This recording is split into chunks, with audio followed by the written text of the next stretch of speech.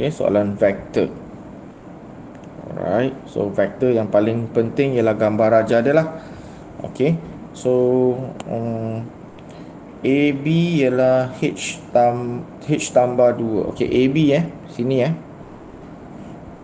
H tambah 2 I. Okay, dalam vektor I dia, tolong tulis cacing tolong tulis cacing. Okay, negatif 3J. Okay, cacing tolong tulis.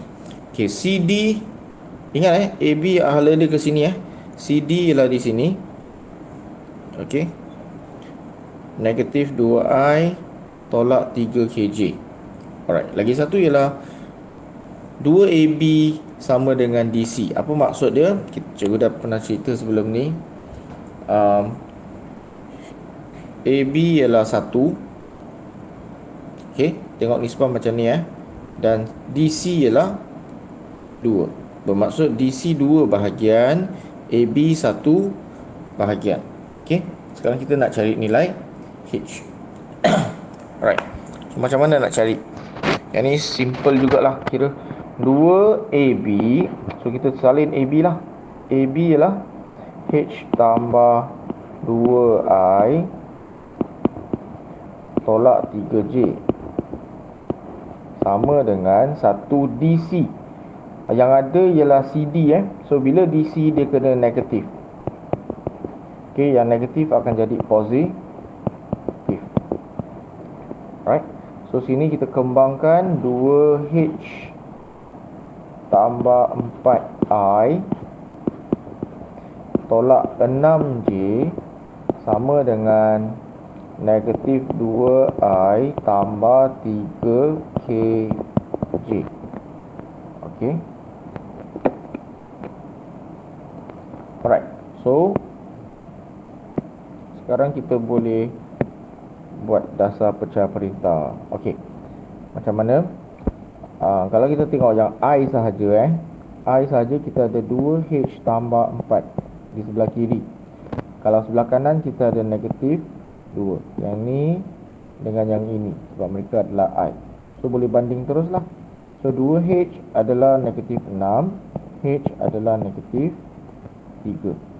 Manakala okay, Jumri dah bagi jawapan alright, J, kita hanya tengok J sajalah, negatif 6 sama dengan 3K. Okay, so K adalah negatif 2. Selesai. Okay, untuk bahagian A. Okay, di sini dia ada bagi nisbah. Okay, jadi kalau dia bagi nisbah, tak susah lah. Kita hanya kena lakarkan sahaja nisbahnya Alright. Soalan ketiga kan. Okay,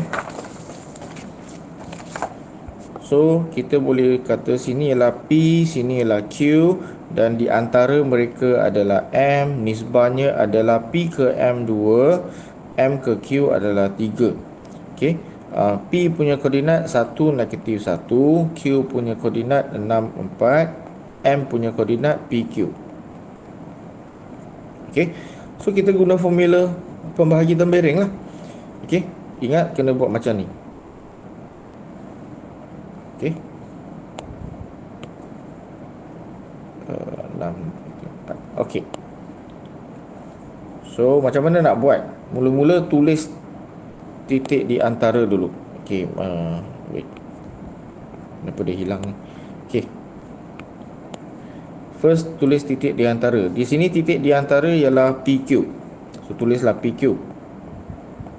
Okay, lepas tu ikut anak panah, 2 darab dengan 6 tambah dengan 3 darab dengan 1 bahagi dengan, tolong tulis 2 tambah 3, jangan tulis 5. Siapa tulis 5 salah. Okay, sebab kena ikut formula. Next, 2 sekali lagi dengan paksi Y 4 tambah dengan 3 darab dengan negatif 1. Okay, per dengan 2 tambah 3. So kita tahu P ialah ini Okey, P ialah bahagian ni, iaitu kita boleh ringkaskan 12 tambah 3 per 5. Sekarang boleh ringkaskan, tak ada masalah. Ataupun 15 per 5. 15 per 5 ialah 3 lah. Okey. Satu lagi kita tengok paksi Y pula. Q ialah 8 tolak 3 per 5. 8 tolak 3 ialah 5. So 5 per 5 ialah 1. Okey, 5 per 5 ialah 1. So P dah dapat, Q dah dapat. Okey, soalan suruh cari nilai P, cari nilai Q. So dah dapat. So ini ialah bahagian